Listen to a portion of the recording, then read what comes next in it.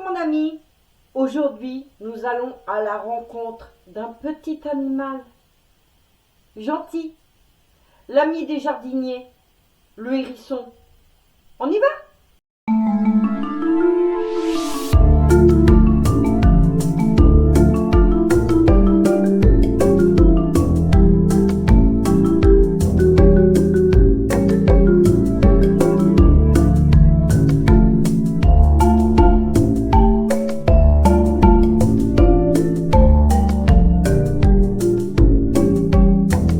Parmi les quelques 17 espèces de hérissons dans le monde, nous allons voir ensemble le plus commun d'entre eux. Sachant qu'ils ont une vie quasi similaire, le porc-épic et l'équidé ne font pas partie du tout de la même famille. Je ferai une vidéo sur eux plus tard lorsque j'aurai amassé suffisamment d'images. Notre petit ami Erinaceus Europaeus adore les endroits calmes et un peu sauvages. Il vit en Europe et une petite partie de la Russie. Par contre, en Nouvelle-Zélande, où il a été introduit, il est déclaré comme espèce envahissante. Il perturbe l'écosystème de l'île par sa chasse sur les œufs et oisillons d'oiseaux nichant au sol et endémique à la Nouvelle-Zélande. Tu peux le croiser dans les jardins, surtout s'ils sont un peu naturels, avec des tas de feuilles, du bois mort et des haies. Il aime les forêts claires ou en bordure de bois. Parfois même dans des parcs urbains ou des zones rurales. Il évite les grandes plaines sans abri et les zones trop bruyantes. Il a besoin de cachettes pour dormir le jour. Oui, il est nocturne.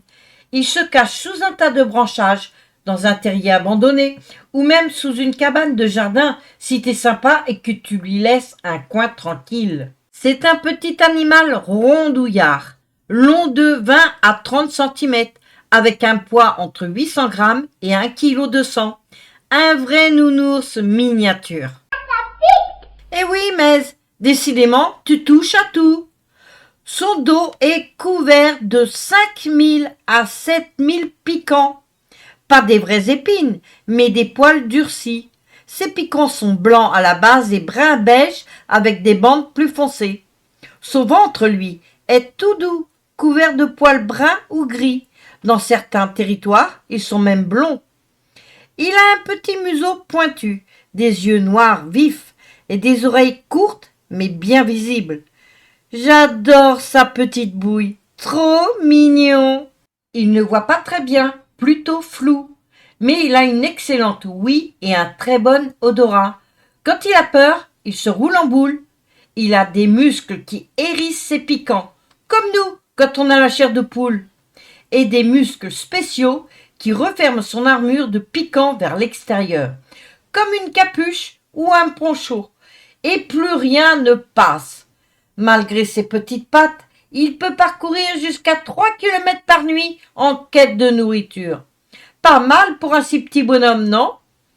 Ah, si tu l'aperçois en journée, c'est sûrement qu'il a été dérangé, donc il change de coin. Ou alors, c'est qu'il est malade ou affamé. Le hérisson est essentiellement solitaire. Il vit sa vie tranquille, sans chercher la compagnie de ses congénères. Sauf à un moment bien précis, la saison des amours, au printemps et parfois en été. En gros, s'il croise un autre hérisson en dehors de la reproduction, il peut grogner ou souffler. « Hé, va-t'en de là !» Chacun son coin, chacun son chemin. Le hérisson hiberne pendant l'hiver, généralement de novembre à mars ou avril, selon le climat. Mais ce n'est pas une hibernation continue comme celle de la marmotte. Il entre dans un état de torpeur profonde. Sa température chute de 35 à environ 5 degrés centigrades. Son cœur ralentit fortement. De 190 battements par minute, il passe à 20. Et il respire très lentement, à peine. Il se réveille plusieurs fois pendant l'hiver, surtout lors des 12 épisodes hivernaux. Il change d'abri ou boit un peu d'eau. Pour hiberner, il a besoin d'avoir accumulé assez de graisse, sinon il risque de ne pas survivre à l'hiver. C'est pourquoi il mange comme un fou à l'automne. Son gîte d'hibernation, appelé loger, est souvent bien caché, sous un tas de feuilles, dans un tas de bois, dans le trou d'une souche ou même dans un compost. Il le construit lui-même avec des matériaux isolants, feuilles, paille, mousse, un vrai petit architecte. Petit fait triste, mais vrai, beaucoup de jeunes hérissons n'ont pas le temps de prendre assez de poids avant l'hiver. C'est pour ça que parfois en automne, on trouve des hérissons actifs en journée, ce qui est anormal. Notre ami est carnivore, mais en vrai, c'est un petit opportuniste. Il mange ce qu'il trouve, tant que c'est vivant, ou presque, et plein de protéines. Il mange parfois comme un omnivore lorsqu'il a trop faim. Quasi tous les insectes sont à son menu. Les vers de terre est un de ses plats préférés. Il adore les limaces et les escargots. C'est un super allié du jardinier. Regarde, il arrive à casser la coquille avec ses petites dents. Les araignées, cloportes ou chenilles, hop, croquez. Parfois, il va manger un petit lézard, une grenouille, un œuf au sol, des bébés mammifères comme les souriceaux ou les lapreaux dans leur terrier. Par contre, ne lui donne jamais de lait. Ça lui donne la diarrhée. C'est une idée reçue très répandue, mais fausse et dangereuse. Il ne mange ni pain ni chips. Il n'est pas végétarien, les fruits ou légumes ne font pas partie de son régime naturel. Enfin, ça lui arrive de croquer un fruit au sol s'il a faim. Si tu veux l'aider en automne quand il doit grossir pour hiberner, tu peux lui laisser de l'eau fraîche et de la nourriture pour chat. Mais surtout, jamais de lait. La saison des amours, c'est surtout d'avril à septembre, avec un pic en mai-juin. Le mâle suit la femelle en faisant des grognements et des soufflements. Il peut y avoir une petite parade. Il tourne autour d'elle pendant des heures. La femelle n'est réceptive que quelques heures, donc le timing est crucial. Après l'accouplement, chacun repart de son côté. Pas de couple, pas de papa impliqué. Une portée compte en moyenne 4 à 5 petits, parfois jusqu'à 7. À la naissance, ils sont roses, aveugles, sans piquant visible. Les premiers piquants sont blancs et cachés sous la peau. Ils percent juste après la naissance. Ils ouvrent les yeux vers 2 semaines. À 3 semaines, ils commencent à sortir du nid avec leur mère. C'est trop mignon cette petite famille. À 6 semaines, ils sont sevrés et partent vivre seuls. 6 semaines. La mère est très protectrice, mais si elle sent une menace, elle peut abandonner le nid. Donc, ne jamais toucher un bébé hérisson. N'est-ce pas, Cyprien? Il se reconnaîtra. Les bébés hérissons pèsent à peine 20 grammes à la naissance, parfois moins, mais ils doivent atteindre au moins 600 grammes environ avant l'hiver pour survivre. C'est pourquoi la deuxième portée, en août-septembre, est souvent plus vulnérable.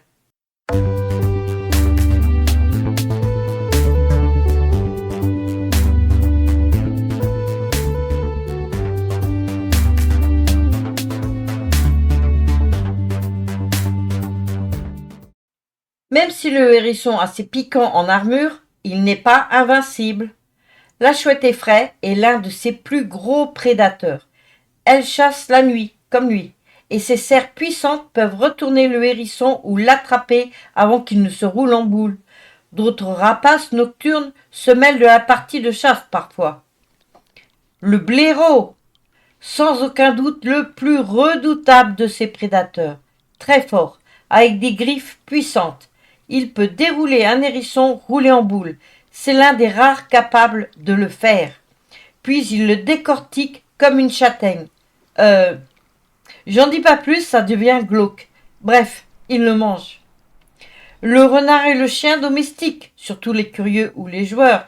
Ils ne veulent pas forcément le tuer, mais leurs morsures peuvent être fatales. Bonne nouvelle cependant, ces piquants dissuadent la plupart des prédateurs. Beaucoup apprennent vite que ce n'est pas un casse-croûte facile. Le hérisson a souvent des parasites, comme des puces et des tiques, qui eux sont porteurs de maladies. Donc ne fais pas de câlin au hérisson si tu en croises un. Ou pire, mets des gants si tu dois le déplacer. Mais la plus grande menace du hérisson, c'est... besoin de suspense? Bah, tu t'en doutes, hein. Nous, les humains. Les routes, beaucoup meurent écrasés la nuit, surtout en été. Bah oui, en hiver, ils dorment. C'est moi qui écris ça? Bref. L'hérisson a beau se rouler en boule, ses piquants n'arrêtent pas les roues du véhicule. Les pesticides et anti-limaces sont sans aucun doute la pire chose que nous puissions lui faire. Eh oui, s'il mange une limace empoisonnée, lui aussi est empoisonné. Quand même dingue ça. L'hérisson est le plus grand anti-limace du monde animal par chez nous et on l'empoisonne. Alors qu'il suffit de le laisser manger. Il mangera pas ta salade, il n'aime pas les légumes. Les tondeuses robotisées ou les débroussailleuses peuvent blesser gravement un hérisson. Est-ce que tu as besoin d'aller tondre sous ta haie? Les clôtures fermées et les murs empêchent les hérissons de circuler entre les jardins. Ils ont besoin de 10 à 20 hectares de territoire. Heureusement, de plus en plus de gens créent des trous à hérissons sous leur clôture. Un passage de 13 fois 13 cm suffit. Regarde, c'est quand même malin. Allumer un feu sur un tas de feuilles ou de branchages sans vérifier qu'un hérisson ne dort dedans. C'est tragique et malheureusement courant. Les piscines non couvertes ou bassins sans planche qui serviraient d'échelle, l'hérisson sait nager mais il s'épuiserait et se noierait. Donc pense à mettre une petite planche pour la sortie des malchanceux qui y tomberaient. Ça aussi c'est malin. Et les piscines doivent être couvertes. C'est pas moi qui le dis, c'est la loi. À cause des nombreux accidents domestiques. Tu sais, les enfants qui tombent dedans quand les parents tournent le dos. Pour ça que je n'ai jamais mis de piscine chez moi. Mes enfants allaient à la piscine municipale. Ça pue le chlore, certes, mais au moins c'est sécurisé. Les blessures faites par nous à notre petit ami me fait penser à la tortue d'Hermann qui subit les mêmes choses. Je te mets le lien à la fin de cette vidéo. Ah, il y a aussi le braconnage. Eh oui, en France, certaines populations en mangent. Heureusement, cette pratique devient de plus en plus rare. Tant mieux. Tu savais que le mot hérisson vient du latin ericius, qui signifie celui qui rampe? Mais voilà une histoire plus drôle. Dans certaines régions d'Europe, on racontait autrefois que le hérisson volait le lait des vaches la nuit. Les paysans trouvaient des traces autour de l'étable et voyant cet animal bizarre avec des épines, ils pensaient qu'il suçait le pis des vaches. Bien sûr, c'était faux. En réalité, il venait juste chasser les insectes attirés par le fumier. Mais la légende a duré longtemps. Mon anecdote préférée. Un hérisson a été observé transportant des pommes sur son dos. Sauf que c'est un mythe. En vrai, il ne mange presque jamais de fruits, et ses piquants ne sont pas faits pour porter quoi que ce soit. Cette image vient d'un dessin du Moyen-Âge qui a fait le tour du monde et qui colle encore aujourd'hui à sa réputation. Alors chaque fois que tu vois un hérisson dans ton jardin, sache que tu as un petit gardien nocturne, ancien compagnon des légendes et précieux allié de la biodiversité. Peut-être qu'un jour il te rendra service en débarrassant ton potager des limaces. On peut lui fabriquer une cabane. Regarde, comme celle-là. Et n'oublie pas sa petite porte. Si tu en trouves un de blessé, confie-le à un centre de sauvegarde de la faune sauvage ou à un vétérinaire. Il saura quoi faire ou à qui le confier. Le hérisson commun bénéficie d'une protection totale sur tout le territoire français depuis 1981. Il existe en France des sanctuaires des hérissons. J'adorerais les visiter et je les remercie pour leur travail et leur dévouement. Il y a un hérisson célèbre. Mais si, t'en as déjà entendu parler. Sonic. Et oui, le héros du jeu vidéo est un hérisson bleu, mais un hérisson quand même. Voilà mon ami, c'était notre petit hérisson. Bon là, en ce moment, il fait encore dodo. Chut. Quoique le temps est complètement détraqué et les animaux sont plutôt déboussolés. La semaine dernière, on a une cigogne, le mâle, qui est revenu. J'espère pour lui qu'il n'y aura pas de grand froid. On se retrouve dans 2 semaines. Il me faut vérifier mes caméras et en réinstaller d'autres.